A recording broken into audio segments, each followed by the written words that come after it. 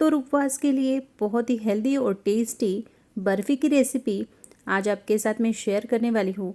और ये खाने में इतनी टेस्टी और हेल्दी है कि घर में बड़े हो चाहे छोटे सभी को ये बहुत ही पसंद आएगी।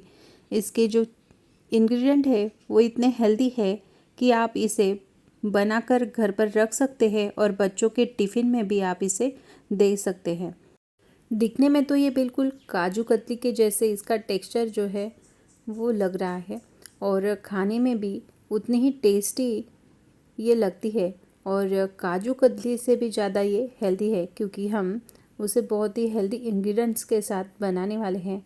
जैसे कि हम इसको मखाना और मूंगफली इसमें डालने वाले हैं। तो इस तरह से ये बिल्कुल मुलायम एकदम सॉफ्ट काजू कतली के जैसे आपको यहाँ पर दिख रही है। तो चलिए दोस्तों, इस तरह से बर्फ़ी बनाने के लिए सबसे पहले हमें एक पैन ले लेना है और उसमें 1 कप तक मूंगफली जो है वो लेनी है।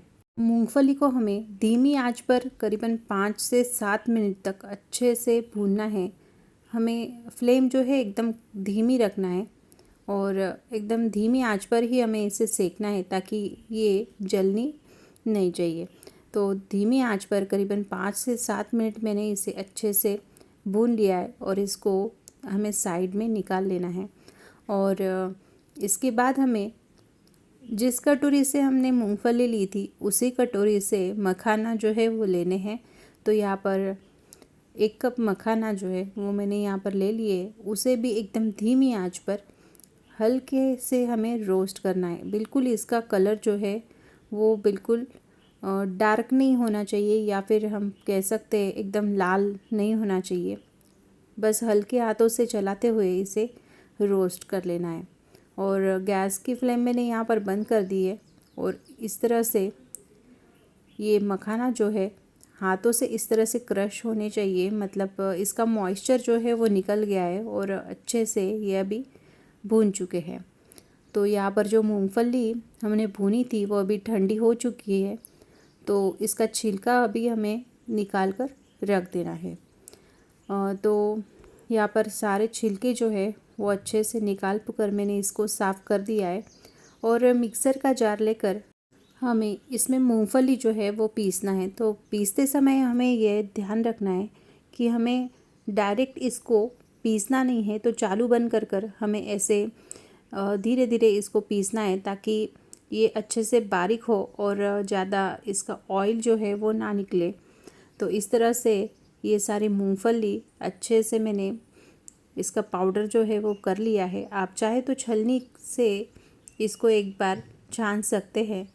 तो इसके बाद जो मखाना हमने भून कर रखे हुए थे वो भी हमें इस मिक्सर के जार में डालकर अच्छे से ग्राइंड कर लेने हैं और उसका भी पाउडर हमें बना लेना है। तो यहाँ पर आप देख सकते हैं बहुत ही फाइन पाउडर यहाँ पर मखानों का हो चुका है। तो मूंगफली के पाउडर में ही ये पाउडर भी मैंने इसमें ऐड कर दिया है। तो ये दोनों चीज़ें अच्छे से हमें मिला लेनी है और इसके बाद आधा कप तक यहाँ पर मिल्क पाउडर जो है या फिर डेयरी वाइटनर जिसे हम कहते हैं वो मैंने लिया है। तो ये डेयरी वाइटनर जो है वो मैंने आधा कप तक लिया है। तो ये तीनों चीज़ें मतलब मूंगफली पाउडर, मखाना पाउडर और मिल्क पाउडर, ये तीनों चीज़ें हमें अच्छे से मिक्स कर लेनी है। और तीनों चीज़ें अच्छे से मिक्स होने के बाद आप चाहे तो छलनी से इसे छान भी सकते हैं। तो यहाँ पर पैन लेकर 3/4 कप चीनी मैंने ली है और आप चाहे तो थोड़ी सी चीनी कम या ज़्यादा यूज़ कर सकते हैं। और जितनी मैंने चीनी यूज़ की है उतना ही पानी इसमें हमें डाल देना है। तो आधे कप से ज़्यादा यहाँ पर चीनी जो है वो मैंने ली है।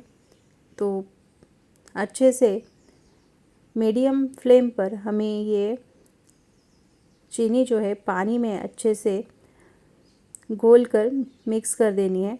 और थोड़ी देर बाद आप देख सकते हैं यहाँ पर चीनी अच्छे से पानी में घुल गई है और थोड़ा सा फ्लेम मैंने हाई कर दिया है ताकि चाशनी जो है वो अच्छे से बन जाए। तो यहाँ पर बस 5 मिनट तक मैंने इस तरह से हाई फ्लेम पर ये जो चीनी है वो पानी में पका ली। और आप देख सकते हैं यहाँ पर ये थोड़ा सा स्टिकी यहाँ पर दिख रही है। एकदम एक तार की चाशनी हमें यहाँ पर बिल्कुल बनानी नहीं है। तो यहाँ पर बस इस तरह से चिपचिपा थोड़ा स्टिकी अगर ये चाशनी बन जाए तो हमें ये पाउडर जो है, जो तीनों पाउडर हमने मिक्स कर कर रखी थी, वो इसमें डाल देनी है। और ये हमें चाशनी में अच्छे से मिलाते हुए इसे पका लेना है। तो करीबन 5 से 7 मिनट में बस ये चाशनी जो है वो अच्छे से पक गई थी और ये पाउडर मैंने इसमें मिला दिया था। यहाँ पर फ्लेम मैंने एकदम सिम पर कर दी है, बहुत ही धीमी आंच पर हमें इसे मिक्स करना है। और इसमें इलायची और जायफल की पाउडर आप डाल सकते हैं। मैं जल्दबाजी में इसे डालना भूल गई थी, तो आप ज़रूर ये इलायची और जायफल की पाउडर इसमें डालें। इससे फ्लेवर जो है वो बहुत ही बढ़िया आता है। अब ये अच्छे से मिक्स हो गया है और ये अच्छे से इसका डो जो है वो बन रहा है। तो इस स्टेज में हमें इसमें 1 चम्मच तक देसी घी जो है वो डाल देना है, ताकि ये बिल्कुल चिपचिपा नहीं बनेगा। और एक टीन लेकर मैंने उसको ग्रीस कर कर रख दिया है। जिस टीन में हमें ये बैटर जो है वो डालना है, उस टीन को हमें ग्रीस कर कर रख देना है। तो घी लगाकर मैंने इस टीन को अच्छे से रख दिया था।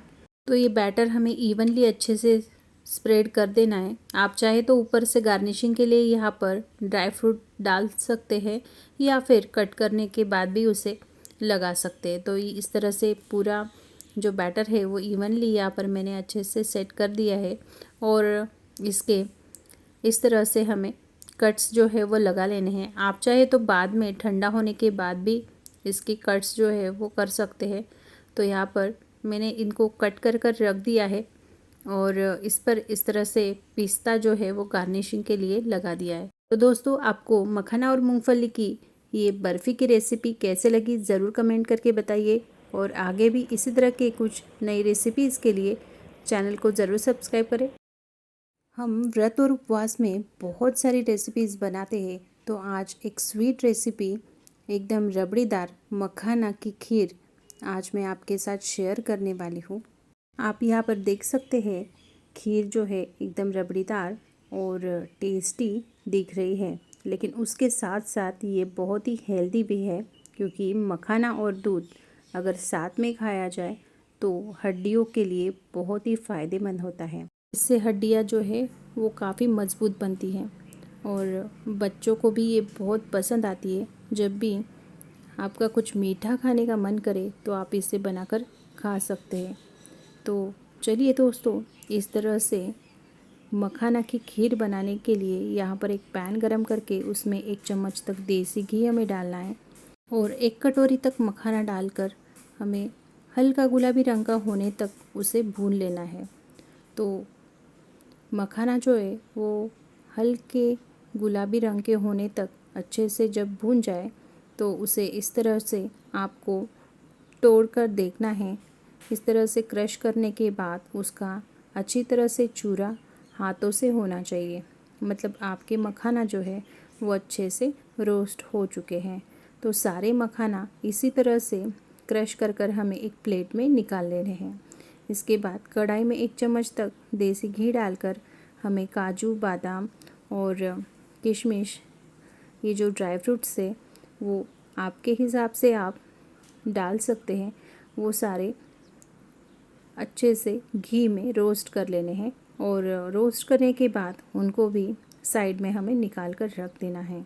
इसके बाद एक कढ़ाई लेकर मैंने यहाँ पर आधा लीटर तक फुल फैट मिल्क जो है वो लिया है और ये दूध हमें अच्छे से इसी तरह से चलाते हुए गरम करना है। तो करीबन 10 से 15 मिनट तक इसे अच्छे से उबलने के बाद हमें इसमें 1 टेबलस्पून तक मिल्क पाउडर जो है वो ऐड करना है।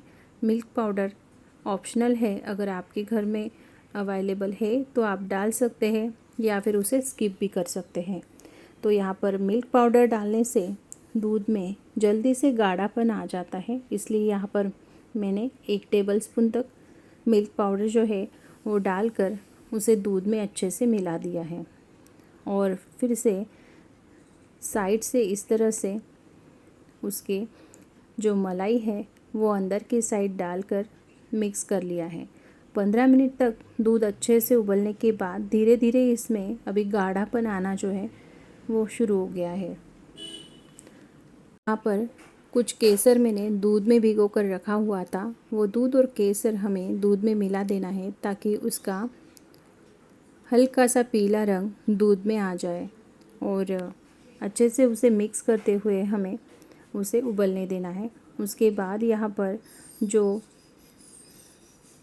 मखाना हमने क्रश कर कर रखे हुए थे वो भी इसमें डाल देने हैं। मखाना डालने के बाद खीर अच्छे से और भी गाढ़ी बन जाती है। 2 बड़े चम्मच तक मैंने शक्कर यहाँ पर डाल दी है। शक्कर कम या ज़्यादा आप आपके अकॉर्डिंग डाल सकते हैं। तो शक्कर डालने के बाद 5 मिनट तक मैंने खीर को अच्छे से उबलने दिया। उसमें भुने हुए ड्राई फ्रूट्स भी डाल दिए और 5 मिनट बाद आप देख सकते हैं खीर अच्छे से गाढ़ी लग रही है। तो गैस को हमें बंद कर देना है क्योंकि ठंडा होने के बाद ये और भी गाढ़ी बन जाती है। तो आप देख सकते हैं ठंडा होने के बाद ये एकदम रबड़ीदार खीर हमारी बन चुकी है। इसमें थोड़ी सी इलायची पाउडर और पिस्ता के कुछ टुकड़े मैंने डाल दिए हैं और ये जो मखाना की खीर है हमारी खाने के लिए तैयार है। तो दोस्तों ये खीर की रेसिपी आपको कैसे लगी ज़रूर कमेंट करके बताइए और आगे भी इसी तरह से कुछ रेसिपीज़ के लिए नए वीडियोस के लिए चैनल को ज़रूर सब्सक्राइब कीजिए और बेल आइकॉन को ज़रूर दबाएं ताकि आपको नोटिफिकेशन जो है वो मिलता रहे। Thank you for watching.